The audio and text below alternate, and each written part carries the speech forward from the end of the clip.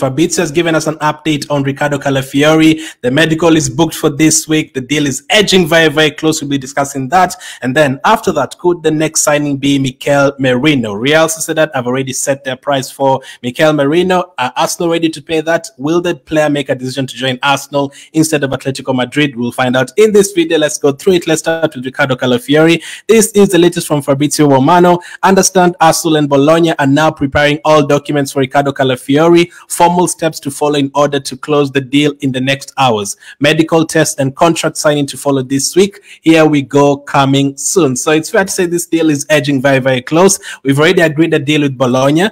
So the thing that is holding it up for the next couple of days, or for the last 2 days, that's the weekend, the Sunday, and today as well. The reason why it hasn't happened is not because of us, it's because of Bologna and Basel. And yesterday we got new information. It's not just Bologna and Basel discussing the sell-on clause. Apparently, Roma are also involved. Have you ever seen anything like this? 4 teams involved in one deal, and it's only one team that's going to get him.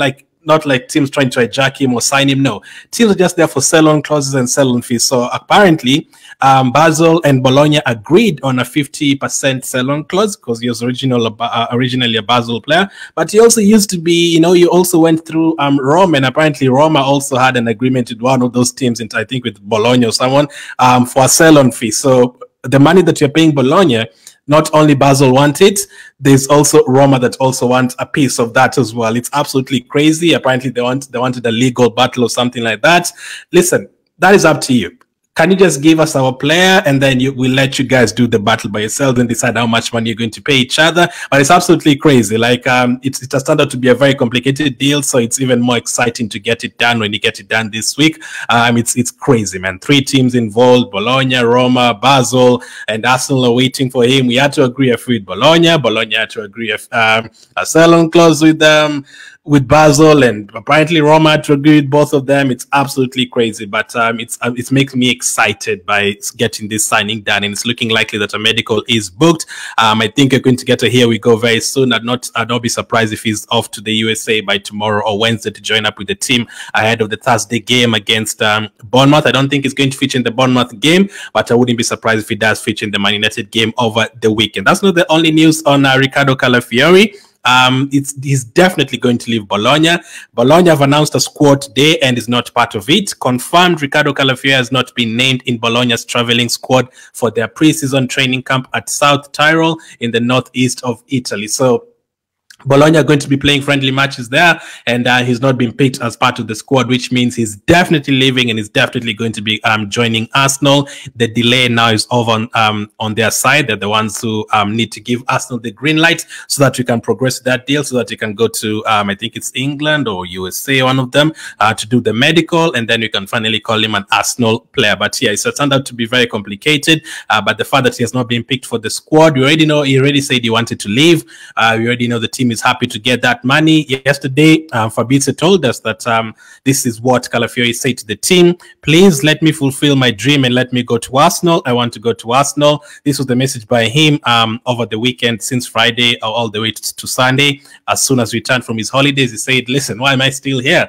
Have you guys not agreed a deal with Arsenal yet? I want to go. I want to join Arsenal. Let me go fulfill my dream. And he's a player who already picked Arsenal a long time ago. We also told yesterday by Sky Sports that the likes of Juventus and Real Madrid came in to try and bid for him, but he said, listen, no, I've already agreed a contract with Arsenal. I've already agreed to join Arsenal's project. That is the only place I'm going. So yeah, it's basically done. Whatever happens, it's basically done. It's going to be an Arsenal player. And I've always told you guys the last 3 weeks, I've always been confident about this deal happening. I've always said I'm 99% confident it's going to happen. The moment you hear that the player is happy to join us, he's already agreed personal terms with Arsenal, I'm usually never worried about any other teams. Back in the day, we'd agree personal terms with players, players like Juan Mata, players like even Benzema and players like that, we'd agree personal terms, and then the deal never actually ends up happening. With a team hijacks it, or he ends up staying at Real Madrid.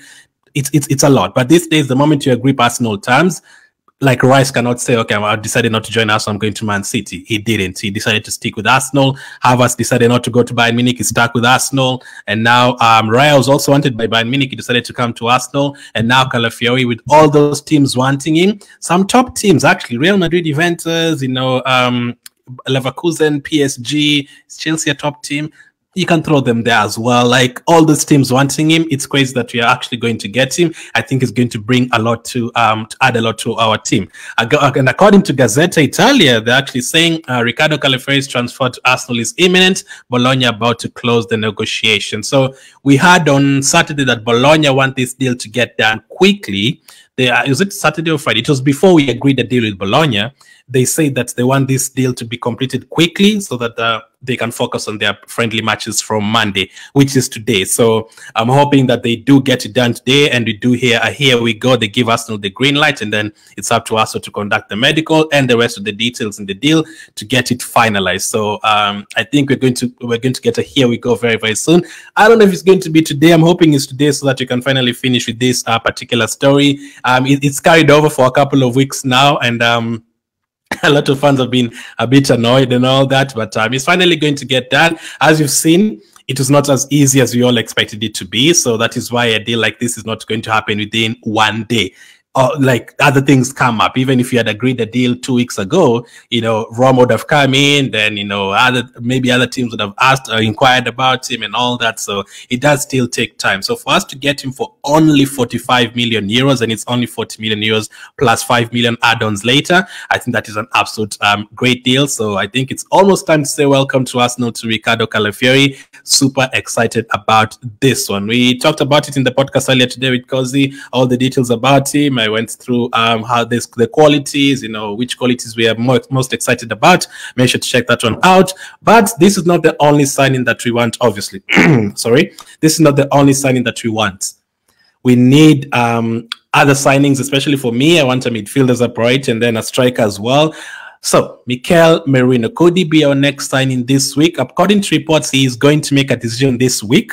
According to reports from Ryan Taylor Sport, Real Sociedad resigned to losing Euro 2024 winner Mikel Merino and want 30 million euros for Arsenal midfield target. So, the price has been set. They want 30 million euros. Which is around maybe 22 million pounds or something. Either way you look at it, it's still very, very cheap for a midfielder. All the other midfielders that we've been linked to, all the other midfielders that were kind of available. Bruno Guimaraes, 100 million, I think, release clause. Joao Neves, they wanted 100 million at the beginning. I think PSG are going to get him for like 70 something. Douglas Luiz, it was a swap deal. They wanted a couple of players and a bit of money on top of that as well. Basically, all the midfielders that we've been linked to, Zubimendi did not want to come, but 80% of the midfielders we've been linked to, most of them, they wanted a lot of money, or the teams wanted a lot of money. It was very difficult deals to do. So if you're able to get this player who just won the Euros and we saw him coming off the bench and having some really good performances, looking at his stats from last season, he won the most duels out of any player in the top. Is it aerial duels? I think it's aerial duels, and I think it's duels actually in the top 5 European leagues last season. He was #1 in terms of those duels. So this is a player who knows what he's doing. Technically, he's good as well. He can get into the box and score. He'll basically add, if he plays with Declan Rice there, or even if he replaces Declan Rice and Declan Rice sometimes rests and then Merino plays, or Merino comes on as a sub. Like either way, we are going to play it. If you have a midfield of Merino and Declan Rice at the same time, Acha is looking to bully and suffocate the opponents. Like you have Declan Rice winning the interceptions, every single interceptions, making the tackles, and you also have Merino who can win aerial duels and ground duels. You basically suffocate the opponent to the point where they don't have a chance at all. And depending on the kind of game, you can go with the bullying bullying, and there's 2-3 different ways you can go with. You can just have control. Let's just control this possession. You throw in Jorginho there, the opponent does not have a chance of getting the ball. You can just have, let's bully you even more. Let's throw in Partey, Merino, and Rice if you just feel like.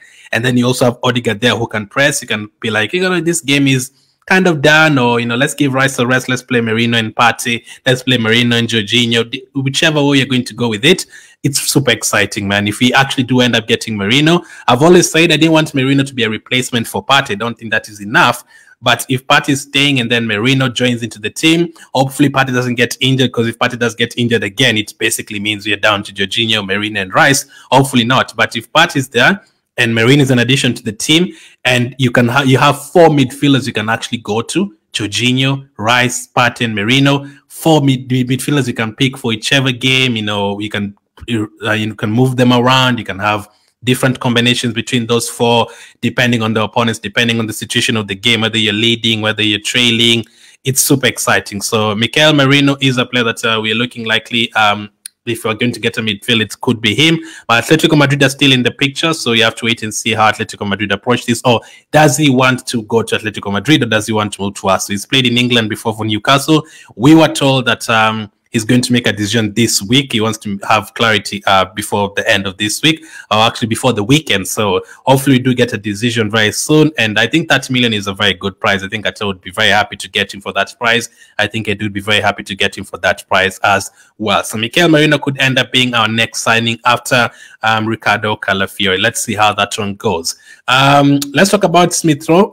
This is the latest on Emil Smith Rowe. That's according to Sky Sports. There's every expectation that Fulham will go back in with an improved offer for Smith Rowe. Obviously, he scored in our first preseason fixture over the weekend against Leyton Orient in our 2-0 win. And he's traveled with the rest of the team over to USA. So we received a bid from Fulham, I think of around £30 million, and also quickly rejected it. And you were told Crystal Palace were planning to make an offer of around 35 million. And they said Arsenal are still going to reject that one because that is nowhere close to where they're rating Smith Rowe or value Smith Rowe. So it means Arsenal are looking for over 40 million for Emil Smith Rowe. Now, will those teams pay it? They could, maybe 35 million plus 5 million in euros. It's very difficult. It depends how much Arsenal want that money and how much Arsenal want to sell Smith Rowe. For me, Smith Rowe and Kivio, I was looking at them as I want them to stay. If we get good money, well and good. But if we don't, if you're not paying us, 40 million, maybe 30 million for Kivio, we don't have to sell them. We can keep them. But it depends. Do Arsenal really need that money to use it for elsewhere? If they sell Kivio, could they use that money to get, a striker? If they sell Smith Rowe, could that money be used to get a winger? I don't know how they're going to approach it. But Emil Smith Rowe is currently now in the USA. You're going to see him playing against Bournemouth. Let's see how it goes. If it doesn't go, as we discussed in the podcast in the morning, if it doesn't go, this is a big preseason for him because Rice is not there. He could play in that number 8 position. Martinelli is not yet back. He can maybe be used on the left side. Odegaard is not going to play every single game. Maybe he can be used in that position as well in one of those games. I think Odegaard probably not play against Bournemouth and maybe play against United and Liverpool, or maybe play all three of them. Who knows? It's a big opportunity. So 2 things could happen in this preseason, or 2-3 things. If he does have a very good performance against Bournemouth and Man United, and he's looking very, very sharp, Arsenal can be like, you know what, maybe we can keep him. Or he can have such a good performance to the point where the other teams are like, oh, you have seen Smith Rowe in the last 3 preseason games. He's captained Arsenal over the weekend against Leyton Orient. He's played incredibly well against Bournemouth. He scored in both of those games. And then he went on and had 2 assists against Man United, played 60 minutes, looking fit, looking sharp. Actually, we're going to give you 45 million. That could also happen. So will Arsenal take it after that? If he improves his game and shows himself in this preseason?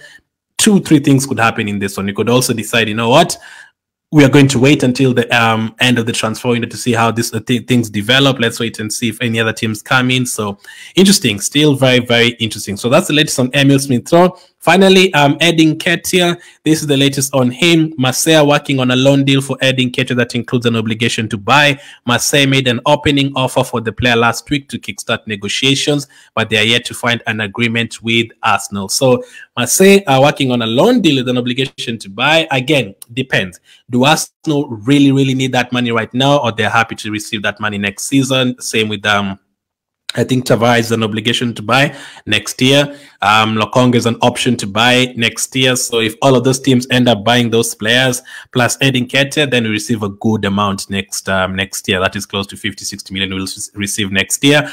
But it depends. Does Nketiah want to go there, or does he want to wait for a Fulham or a team like that to make a bid for him? Or does he want to move on to Marseille and is happy to join there? And how much money will Arsenal be looking for from Marseille? Will we be looking for, that we be happy with the 30 million or the 35 million, or would it be like like a Smith Rowe situation? Sorry, a situation where you're like, okay, let's wait and see how they do in preseason. Let's gamble on them having a very good preseason, so that those other teams pay 20 million plus, 30 million plus on top of what they were supposed to pay or whatever. Let's wait and see. But Edin Nketiah, Marseille really, really wants him. I think out of these 3 players, Nelson is also wanted, but West Ham have now gone for Somerville, so it doesn't look like West Ham are going to go for Reece Nelson. So it's still the same teams that want these players. So Marseille, Crystal Palace, Fulham, Wolves, Leicester as well. Aston Villa was mentioned for Smith Rowe. So all these teams want these players, but need offers on the table. So we received an offer for Smith Rowe, rejected it. We're expecting more offers from Fulham and Crystal Palace. We received an offer from Ketia. We haven't gotten an answer about it yet. We haven't even been told how much it was yet.